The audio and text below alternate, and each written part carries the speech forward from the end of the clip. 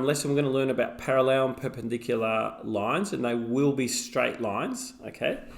We do have to understand that gradient is slope, that two lines are parallel, they have the same gradient or slope.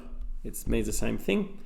And if one line has a gradient that is a negative reciprocal of another, they are perpendicular. So we're going to break that down a bit more in our examples. Now, this lesson works on the basis of y equals mx plus b, where m is your gradient. And actually the symbol for gradient is m. And b is your y-intercept.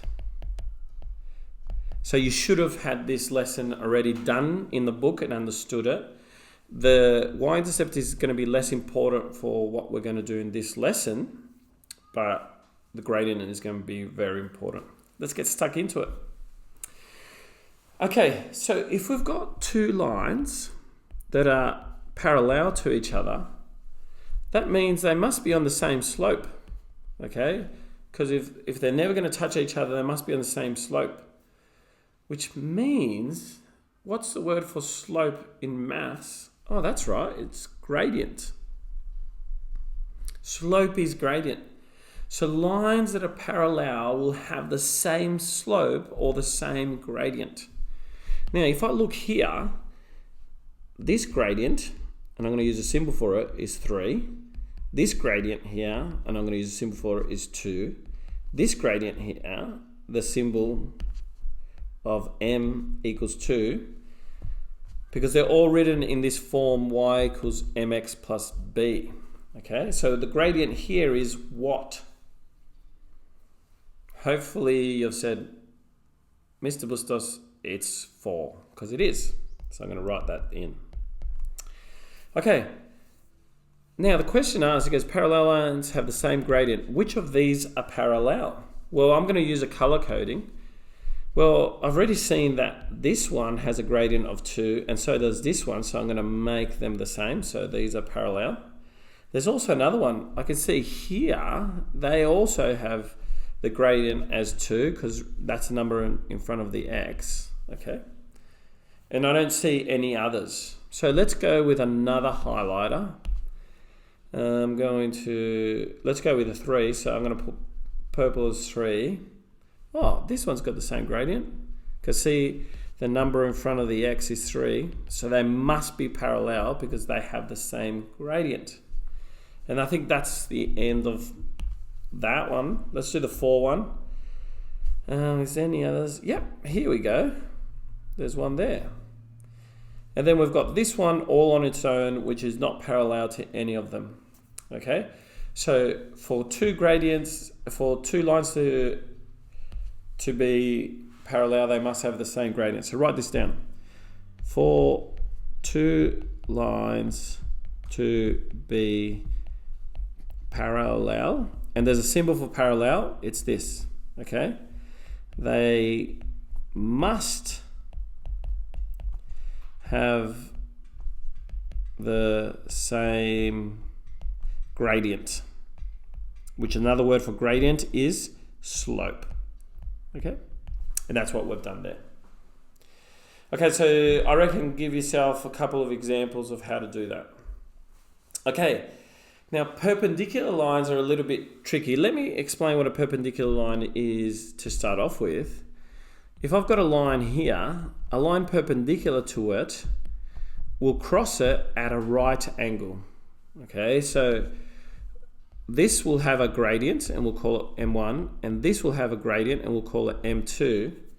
And what it is that the actual formula is M1 is equal to M1 over M2, and there's a negative as well, okay? And that's what it talks about here, which are the negative reciprocal. Now the reciprocal of, let me talk about the word reciprocal of 3 over 4 means that we flip this over, so the reciprocal will be 4 over 3. So reciprocal means we're going to flip fractions over.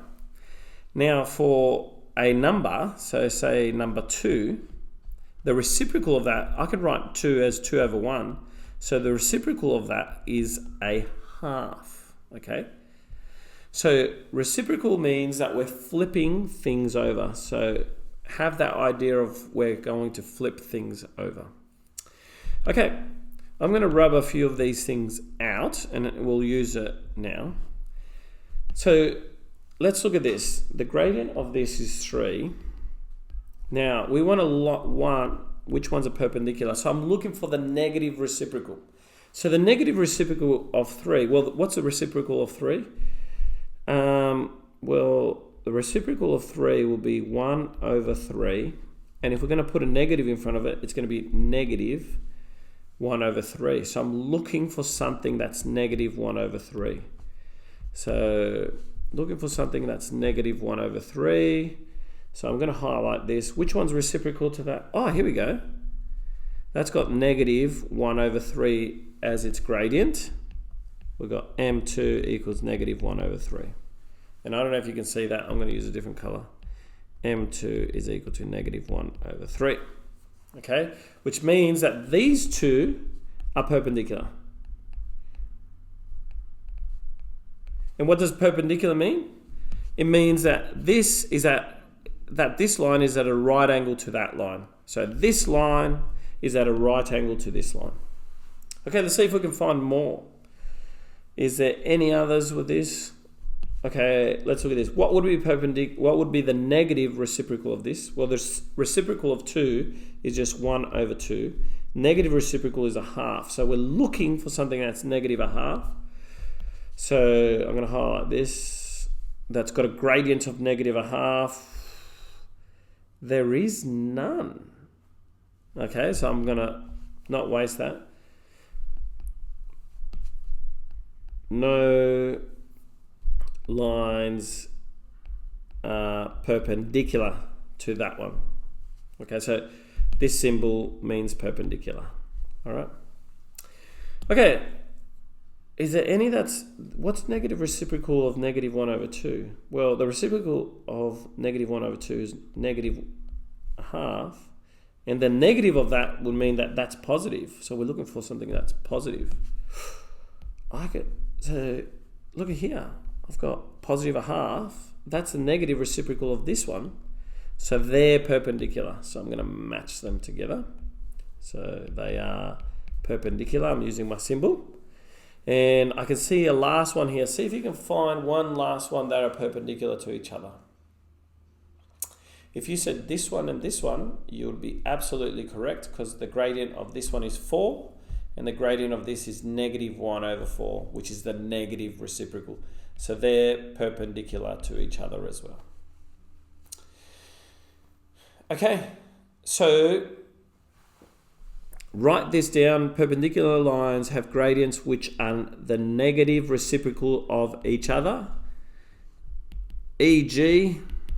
2 and negative a half. All right, that's the end of that lesson. Peace out.